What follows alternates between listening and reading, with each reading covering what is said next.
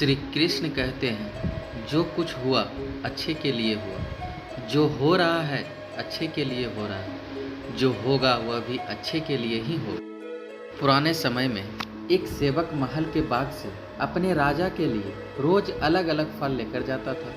एक दिन राजा के बाग में नारियल, अमरूद और अंगूर एक साथ पक गए। सेवक ने सोचा कि आज राजा के लिए कौन सा फल लेकर जाएं। बहुत सोचने के बाद सेवक ने अंगूर तोड़कर टोकरी में रख लिए। अंगूर की टोकरी लेकर वह राजा के पास पहुंच गया।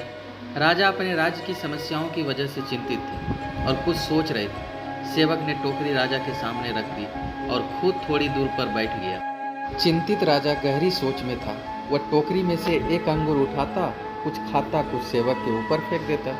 जब जब राजा सेवक के ऊपर अंगूर फेंकता, सेवक हर बार कहता कि भगवान तू बड़ा दयालु है। कुछ देर बाद राजा ने ये बात सुनी कि सेवक बोल रहा है भगवान तू बड़ा दयालु है। ये सुनते ही राजा का ध्यान टूटा और उसने सेवक से पूछा कि मैं तुम्हारे ऊपर बार बार अंगूर फेंक रहा हूँ और तुम क्रोधित ना होकर भगवान को दयालु क्यों कह रहे हो?